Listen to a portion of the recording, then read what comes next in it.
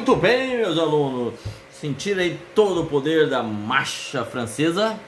Tudo? Muito bem, porque hoje nós vamos falar sobre Revolução Francesa e a Era Napoleônica. Então, fique ligado. O que foi a Revolução Francesa? A Revolução Francesa é um dos maiores marcos da história da humanidade. 1789, durante 10 anos, de 1779 a 1789, houve a Revolução Francesa. Esse episódio foi tão importante, mas tão importante, que mudou uma era da história. A Revolução Francesa, ela é um marco histórico. Até ela era o período moderno, e de Revolução Francesa para cá, nós estamos no período contemporâneo, nós estamos na pós-modernidade. Muito bem, meu pessoal. Então a Revolução Francesa, ela teve como objetivo mudar a estrutura social que existia nesse período na França, arraigado pelo poder da Igreja Católica e do antigo regime, em que os reis tinham poderes absolutos em suas mãos. Pois bem, como era a estrutura social que essa revolução lutou para mudar? O primeiro estado, o clero, que é representado por toda a igreja. O segundo estado, que era a nobreza, que era formada pela realeza e pelos nobres, a alta elite francesa. E o terceiro estado, que era formado pelo povo, trabalhadores da cidade, camponeses, pequenos e grandes comerciantes. Muito bem. E qual foi o combustível para que houvesse uma releitura da sociedade francesa para buscar pelos seus direitos? Havia uma grave crise econômica na França nesse período, derrota em guerras, as guerras que houveram contra a Inglaterra. Também teve problema com a agricultura nesse período na França. Teve uma baixa produção agrícola, que era o maior produto econômico da França, era a agricultura. Na questão social, nós tínhamos uma crítica da burguesia contra os privilégios que haviam para o clero e a nobreza, que esses dois estados não pagavam impostos, somente o terceiro estado, somente o povo. E também crise na política, porque com a crise econômica, o objetivo do rei era instituir um novo imposto para o terceiro estado, e os representantes do terceiro estado não aceitavam nenhuma possibilidade de aumentar impostos ao povo. Muito bem. Com esse clima, né, nós temos aí também os princípios iluministas, os filósofos franceses que colocaram um pouco de combustível nessa discussão, com o objetivo de mudar a Constituição, mudar o modelo socioeconômico e político da França. Pois bem, e assim ocorre uma votação entre o primeiro, segundo e terceiro estado, numa Assembleia Nacional Constituinte. Reuniu-se todos os representantes dos três estados para decidir qual era a forma de arrecadação para diminuir a crise econômica do estado da França. Pois bem, e o modelo de voto era um voto a cada estado, e estado assim, a cada grupo social. Então o clero tinha direito a um voto, a nobreza tinha direito ao voto, e o terceiro estado, que era representante do povo, tinha um terceiro voto, também tinha um voto.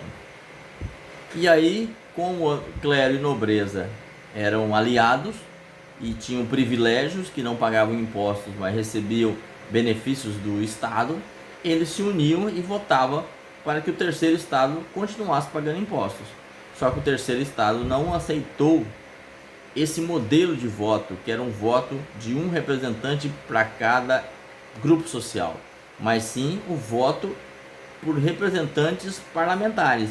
Nesse segundo modelo, que era o pedido do terceiro estado, era o voto por cabeça, ou cada deputado representante. Então o terceiro estado tinha mais representantes do que o clero e a nobreza juntos. Então, se houvesse uma votação com a ideia do voto universal, que cada deputado poderia votar, o terceiro estado não ia aceitar a criação de novos impostos. E esses impasses ficaram muito latentes nessa discussão, que o terceiro estado teve que sair e montar uma própria Assembleia Nacional Constituinte com o objetivo de criar uma constituição para a França para limitar o poder do rei. Pois bem, essa discussão que era da alta burguesia, dos representantes dos grupos políticos, tomou as ruas de Paris, de toda a França, e houve uma revolução. As pessoas, os trabalhadores se encamparam nesse projeto, nessa revolução, e tomaram a Bastilha, chamada Queda da Bastilha, que representa a prisão de todos aqueles que eram contra o Império. Então qualquer pessoa que era contrário ao Império, ele era preso nessa Bastilha, uma grande prisão que ficava na cidade da França, no país França, na cidade de Paris, sua capital. Pois bem, e o povo tomou essa prisão, invadiu, tomou as armas dos guardas, as armas que existiam dentro dessa prisão, e utilizaram essas armas para fazer uma guarda e uma revolução contra a monarquia. Pois bem, e isso simbolizou a queda do Império francês e do antigo regime absolutista. Um outro dado importante é que as mulheres também participaram da revolução. Elas participavam de debate e ideias sobre como a França deveria ser, organizavam os clubes políticos para colocar essas ideias em práticas, participavam das assembleias para decisões, faziam o alistamento no exército e também fizeram uma marcha com mais de 7 mil mulheres de Paris até Versalhes. Versalhes é uma cidade que foi construída, o Palácio de Versalhes, pelo rei Luís XIV, em que ficava aproximadamente uns 20 quilômetros de Paris, e elas fizeram essa marcha a pé, e foi muito importante essa manifestação das mulheres pela luta dos seus direitos. Pois bem, com esse clima de ideais iluministas, de luta por mudança política, social e econômica na França, aconteceu de fato a criação de uma Constituição francesa e criando o período da monarquia constitucional. Ou seja, o rei continua mandando, mas ele agora será o líder do poder executivo.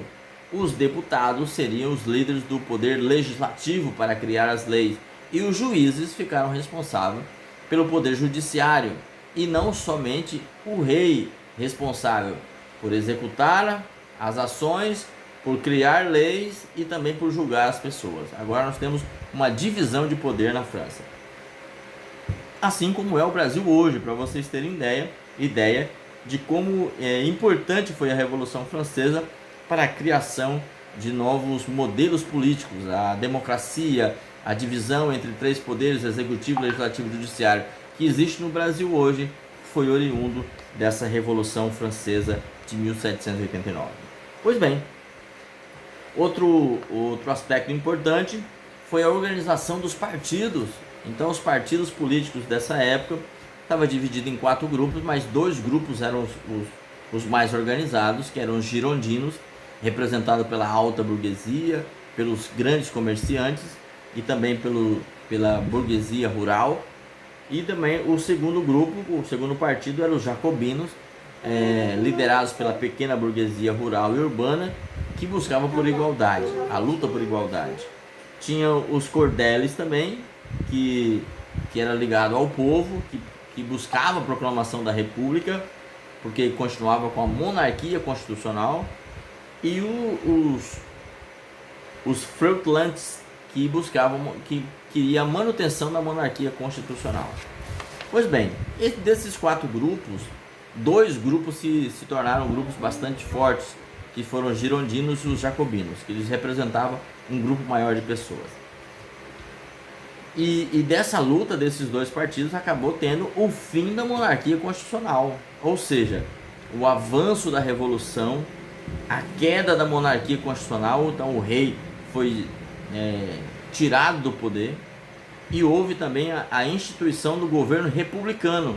E nesse governo republicano, sem a figura do rei mais comandando a França, os girondinos, que era representado pela alta burguesia, assumiu o poder durante a Revolução, durante um período, porque logo depois as mudanças que o povo tanto desejava não foram colocadas em prática, e os jacobinos, que representavam o povo, colocou mais força nesse processo e acabou tirando os girondinos da alta burguesia do poder, e os jacobinos, que representavam a classe média e classe baixa, o povo, os trabalhadores, assumiu o poder na França nesse período.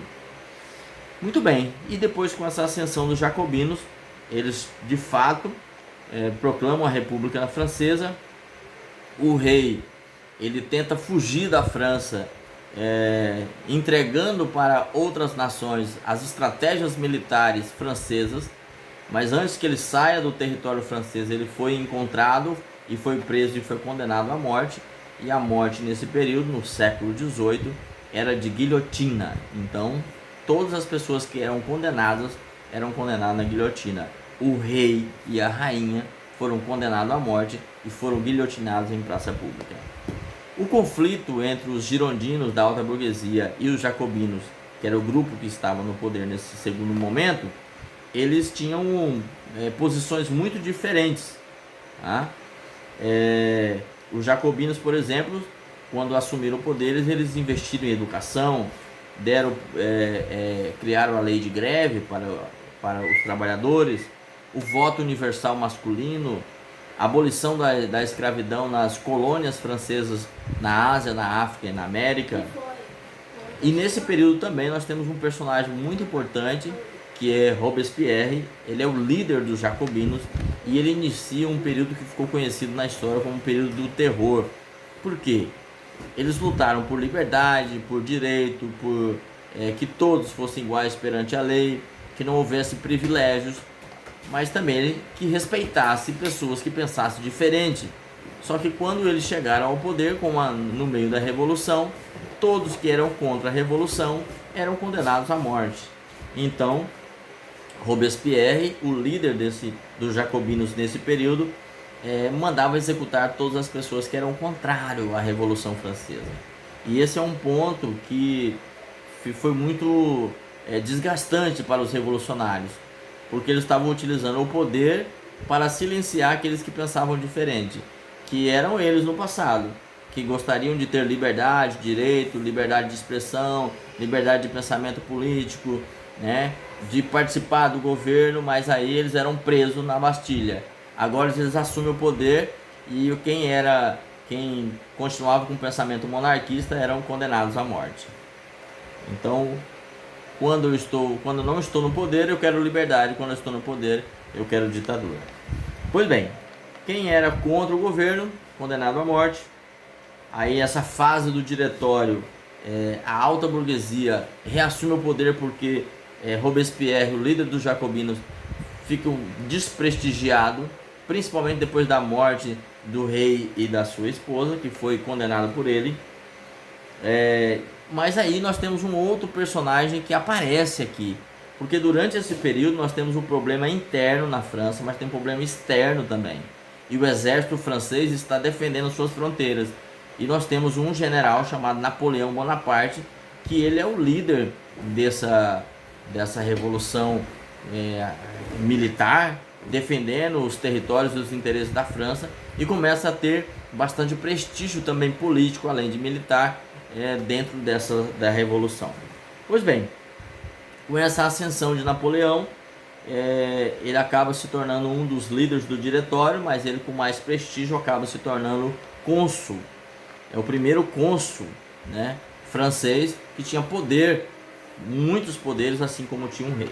E depois, para ter mais força política, militar, econômica, Napoleão ele é instituído como imperador. Imperador porque nós temos um território maior, uma expansão territorial, que foi uma das ações de Napoleão Bonaparte. Napoleão, quando se torna imperador francês, ele institui o Código Civil francês, estabelecendo as relações de contrato, o que pode e o que não pode no universo civil. Reforma agrária, que é distribuição de terras para as pessoas com menos poder econômico. Reforma tributária, para instituir os impostos igual para todos. A fundação do Banco da França e investimento em educação. Então nós temos um Napoleão agindo em vários setores: econômico, político, social, reforma agrária, terra para quem não tem. Então ele se torna imperador da França e com muito prestígio, com muito poder. Com todo o prestígio e poder em suas mãos, ele inicia o processo de expansão territorial. Ou seja, a França, que já é um país grande, hoje aproximadamente uns 80 milhões de habitantes, né, indo para 100 milhões de habitantes, a França tem um território considerável na Europa. O tamanho da Europa deve ser ali o segundo ou terceiro país mais, o maior territorialmente, a França. Mas o Napoleão Bonaparte buscava novas expansões territoriais, e ele começa a controlar, através da força militar bélica francesa, a Áustria, a Prússia, a Itália, a Espanha, Portugal e a Rússia. Até a Rússia, Napoleão teve o controle desses territórios. Então havia uma expansão territorial enorme. Então, Napoleão se tornou o grande imperador europeu nesse período. O país que ele não teve força para vencer e controlar foi a Inglaterra. Porque a Inglaterra, ela não territorialmente ela é separada da Europa. A Inglaterra, depois você pode dar uma olhada no mapa, no Google, coloca lá mapa da Europa, você vai ver que a Inglaterra, ela é dividida, ela é um país da Europa, mas entre a França e a Inglaterra há aproximadamente uns 100 quilômetros, que é o Oceano Atlântico. Então a Inglaterra é como se fosse uma grande ilha, né? O Reino Unido, onde tem a Inglaterra, onde tem a Escócia, a Irlanda do Sul, a Irlanda do Norte. Muito bem. E aí a Inglaterra, nesse período, já era uma grande potência econômica, já tinha muitas colônias, já tinha a sua força naval, a sua marinha mercante, sua marinha naval de guerra, sua esquadra de guerra era mais poderosa. Se o exército de Napoleão por terra era o mais temido, por água era a marinha inglesa. Pois bem, então Napoleão não consegue vencer militarmente a Inglaterra. O que ele faz? Ele cria o chamado bloqueio continental. Esse bloqueio continental, ele tem como propósito todos os países que estão sob o domínio de Napoleão Bonaparte, que é a Áustria, Prússia, Itália, Espanha, Portugal e a Rússia. Foi decretado que nenhum país desse poderia ter relação comercial com a Inglaterra, ou seja, não poderia nem vender nem comprar da Inglaterra. Só que a França não tinha um parque industrial e nem reserva de alimentos para garantir a sustentabilidade econômica desses países que ela estava dominando. Então, depois de um certo período, os países, mesmo sem Napoleão autorizar, eles começaram a fazer de forma clandestina essa relação comercial. E quando Napoleão descobriu que isso estava ocorrendo, principalmente com a Rússia, que era o país com o maior território da Europa, ele pega metade do seu exército e invade a Rússia, com o objetivo de mostrar: Napoleão é duro na queda e não adianta romper com o acordo, porque senão eu posso invadir o seu território e controlar o seu país. Só que a Rússia, ela é uma grande nação, um país enorme, e eles criaram uma estratégia chamada terra arrasada. Então o exército de Napoleão foi adentrando ao território russo, só que os russos foram recuando para o centro do seu país, e tudo que foi ali deixado para trás, eles tocaram fogo nas plantações, eles contaminaram a sua própria água. Por quê? O exército de Napoleão invadiu a Rússia, mas ele não tinha alimento, não tinha água, não tinha nenhuma logística para manter os seus soldados. Então 50% de todos os soldados franceses morreram de frio, de fome ou envenenados, e sem conseguir dominar o exército russo. Napoleão volta para a França com os seus soldados, mas tendo no seu sentimento de que foi derrotado por uma estratégia militar chamada Terra Arrasada. Muito bem. E tem um episódio sensacional nesse período do bloqueio continental, que é Portugal. Portugal, todos os outros reinos se entregaram ao exército de Napoleão porque não tinha condições de lutar de igual condições, então era melhor, em vez de perder seus soldados, entregar e deixar que Napoleão comandasse o seu país. Então ele mandava um cônsul, um irmão dele, um parente dele para assumir cada nação dessa. E o povo continuava no seu país. Portugal aconteceu diferente. Quando D. João VI sabia que o exército de Napoleão iria invadir Portugal, porque Portugal tinha um relacionamento muito estreito com a Inglaterra, em vez dele romper com a Inglaterra, ele disse: não, vamos juntar toda a estrutura do governo, da família real, da nobreza, funcionários públicos, e vamos para o Brasil, porque o Brasil era colônia de Portugal. Escoltado pela marinha inglesa, a coroa portuguesa sai de Portugal e em 1808 chega no Brasil. Mas depois nós falamos sobre esse tema, que é a chegada da família real no Brasil, que foi importante para o processo de independência brasileira. No futuro nós falamos sobre esse assunto. Então, na Rússia, derrota, a coroa portuguesa vem para o Brasil e há um princípio de queda de Napoleão, uma crise econômica francesa, derrotas para a Inglaterra, derrota para a Rússia, fuga da família real portuguesa. E aí a Inglaterra montou um bloco contra a França, juntando a Rússia, Portugal, a própria Inglaterra e as nações que tinham sido dominadas, a Áustria, a Prússia. E assim conseguiram força suficiente para tirar do poder Napoleão e exilar ele na ilha de Elba. Bom, ele foi exilado lá durante um período. Um problema é que Napoleão, ele era muito astuto, muito inteligente, tinha um exército na sua mão. A mesma tropa que levou Napoleão como prisioneiro para a ilha foi a mesma tropa que foi convencida por Napoleão para voltar para Paris e retomar o poder e reconquistar a sua força. E assim fez Napoleão. Conquistou os soldados que levavam ele como prisioneiro, voltou para Paris e durante 100 dias se tornou o imperador novamente francês. Mas o seu governo de 100 dias também não prosperou do tamanho que ele imaginava e acabou sendo preso e exilado na ilha de Santa Helena. E nessa ilha de Santa Helena ele ficou lá até a sua morte. Pois bem, com a morte de Napoleão, se organiza um congresso de Viena com o objetivo de devolver as suas monarquias, os seus territórios e o poder para os seus reis antigos. E assim se fez, reorganização das fronteiras, porque Napoleão tinha conquistado vários países, restabeleceu o poder das monarquias e o equilíbrio de poder e força militar entre os países para que nenhuma nação tentasse reconquistar ou fizer um processo de expansão territorial na Europa.